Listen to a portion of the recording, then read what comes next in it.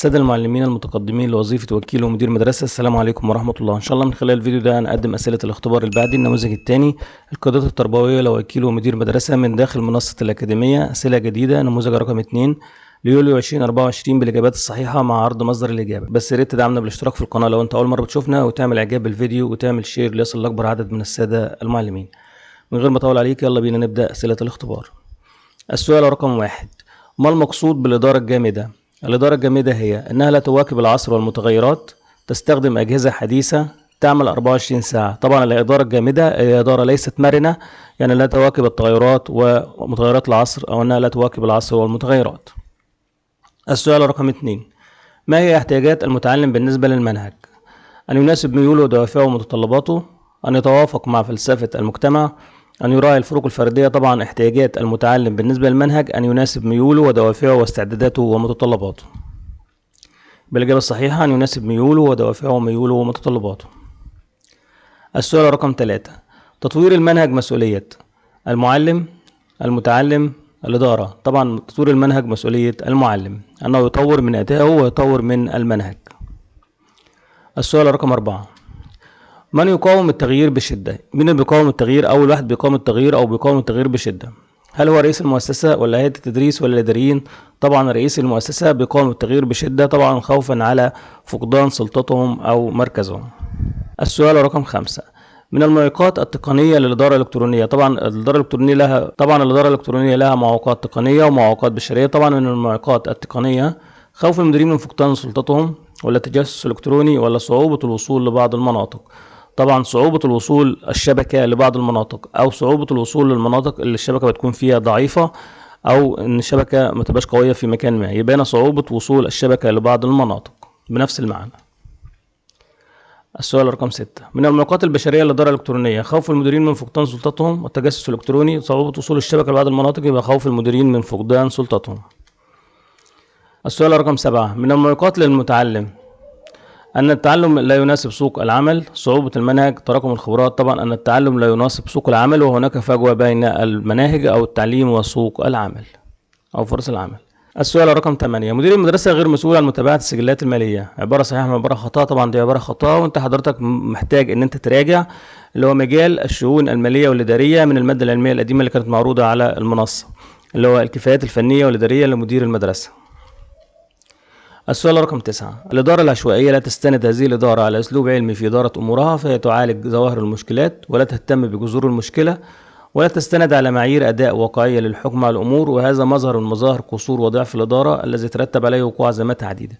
طبعا السؤال ده صح وخطأ، أنا عامل صح وخطأ، بس ممكن السؤال يجي بصيغة تانية إن الإدارة العشوائية بتسبب في مشكلة، وتيجي عبارة من العبارات ديت، أو بتسبب في أزمة، يعني هي من أسباب الأزمات اللي هي الإدارة العشوائية، ويجي أي عبارة من العبارات ديت يقول لك تعالج الأمور أو ظواهر المشكلات، او ممكن يقول لا تهتم بجذور المشكله، او لا تستند على اداء معايير واقعيه، او ممكن يجي تعريف للاداره العشوائيه، او ممكن يجي التعريف دوت ويقول لك ده الاداره العشوائيه ولا الاداره الجامده وهكذا. السؤال رقم 10: الامن المعلوماتي وحمايه المعلومات والبيانات المتداوله عبر شبكه الانترنت من العبث والتخريب او التبديل، او من اي خطر يهددها مثل وصول اي شخص غير مخول للوصول اليها والعبث ببياناتها والاطلاع عليها، وذلك من خلال توفير الوسائل والطرق اللازمة لحمايتها من المخاطر الداخلية والخارجية. طبعا ممكن يجي تعريف للأمن المعلوماتي ويجيب لك عبارة صحيحة أو خطأ، أو يجيب أي عبارة من العبارات ديت ويجيب لك في الاختيارات الأمن المعلوماتي. السؤال رقم 11: من معوقات تطوير المنهج؟ طبعا عدم إشراك المعلمين في عملية تطوير المناهج. السؤال رقم 12: وظيفة الرقابة من الوظائف الإدارية ويقصد بها تقسيم وتحديد الواجبات، المسؤوليات والسلطات بين الأفراد، وتحديد العلاقات التي تربط هذه المسؤوليات، تخطيط احتياجات المنظمة من القوى العاملة كما ونوعا لتضمن تحقيق أهداف المنظمة، تنظيم الأنشطة والتنسيق بينها طبقا لخطة الأعمال المحددة بناء على تحليل الأهداف أو الأنشطة الأساسية للمؤسسة. بوظيفة الرقابة تنظيم الأنشطة والتنسيق بينها طبقا لخطة الأعمال المحددة بناء على تحليل الأهداف أو الأنشطة الأساسية للمؤسسة. السؤال رقم 13: وظيفة التوجيه من الوظائف الإدارية ويقصد به توجيه جهود الأفراد نحو تحقيق أهداف المنظمة وحث الأفراد على الرضاء أو العمل برضاء تام وفاعلية، تخطيط احتياجات المنظمة من القوى العاملة كما ونوعا لتضمن تحقيق أهداف المنظمة، تنظيم الأنشطة والتنسيق بينها طبقا لخطة الأعمال المحددة بناء على تحليل الأهداف والأنشطة الأساسية للمؤسسة، يبقى هنا طبعا توجيه جهود الأفراد نحو تحقيق أهداف المنظمة وحث الأفراد على العمل برضاء تام وفعالية. سؤال رقم 14، ما المقصود بمصطلح إدارة بلا أوراق؟ بتستمر 24 ساعة متواصلة، ففكرة الليل والنهار والصيف والشتاء هي أفكار لم يعد لها مكان في العالم الجديد. تتكون من الأرشيف الإلكتروني والبريد الإلكتروني والأدلة والمفكرات الإلكترونية والرسائل الصوتية ونظم تطبيق المتابعة الآلية. تعمل من خلال المؤسسات الشبكية والمؤسسات الذكية تعتمد على صناعة المعرفة. طبعا تتكون من الأرشيف الإلكتروني والبريد الإلكتروني والأدلة والمفكرات الإلكترونية والرسائل الصوتية ونظم تطبيق المتابعة الآلية. السؤال رقم 15، ما المقصود بمصطلح إدارة بلا تنظيمات جامدة؟ بتستمر 24 ساعة، ففكرة الليل والنهار والصيف والشتاء هي أفكار لم يعد لها مكان في العالم الجديد. تتكون من الأرشيف الإلكتروني والبريد الإلكتروني والأدلة والمفكرات الإلكترونية والرسائل الصوتية ونظم تطبيق المتابعة الآلية. تعمل من خلال المؤسسات الشبكية والمؤسسات الذكية تعتمد على صناعة المعرفة. يبقى أنا تعمل من خلال المؤسسات الشبكية والمؤسسات الذكية التي تعتمد على صناعة المعرفة. السؤال رقم 16، ما المقصود بمصطلح إدارة بلا زمان؟ تستمر 24 ساعة متواصلة، ففكرة الليل والنهار والصيف والشتاء هي أفكار لم يعد لها مكان في العالم الجديد. تتكون من الأرشيف الإلكتروني والبريد الإلكتروني والأدلة والمفكرات الإلكترونية والرسائل الصوتية ونظم تطبيق المتابعة الآلية. تعمل من خلال المؤسسات الشبكية والمؤسسات الذكية التي تعتمد على صناعة المعرفة. طبعا هنا تستمر 24 ساعة متواصلة، وفكرة الليل والنهار والصيف والشتاء هي أفكار لم يعد لها مكان في العالم الجديد. سؤال رقم 17، ما المقصود بمصطلح إدارة بلا مكان؟ تستمر 24 ساعة متواصلة، فكرة الليل والنهار والصيف والشتاء هي أفكار لم يعد لها مكان في العالم الجديد. تتمثل في التليفون المحمول والتليفون الدولي الجديد والمؤتمرات الإلكترونية والعمل عن بعد من خلال المؤسسات التخيلية.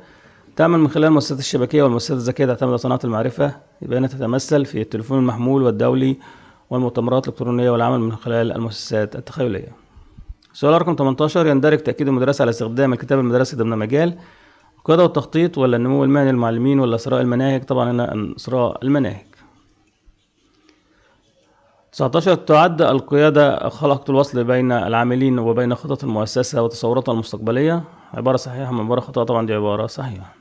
السؤال رقم 20، تسعى الإدارة الإلكترونية توفير المعلومات بشكلها الرقمي مما يقلل من الإجراءات الإدارية. عبارة صحيحة من عبارة خطأ؟ طبعا دي عبارة صحيحة.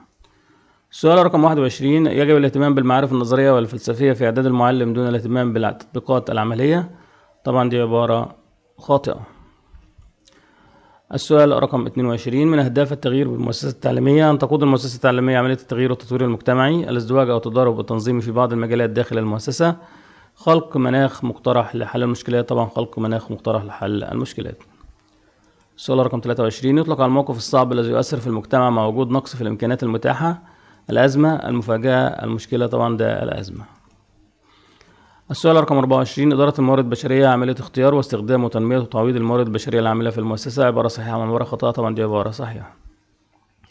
وفي النهاية يا ريت لو كان عجبك الفيديو ما تنساش تدعمني بعمل سبسكرايب للقناة وعمل إعجاب بالفيديو وعمل شير، وهسيب لك رابط أسفل الفيديو في الاختبار القبلي وفي بعض الأسئلة وتحميل المادة العلمية. ويا ريت ما تنساش اللايك والسبسكرايب والشير. مع تمنياتي بالتوفيق لجميع الأخوة الزملاء، كان معكم مستر عيد سالم.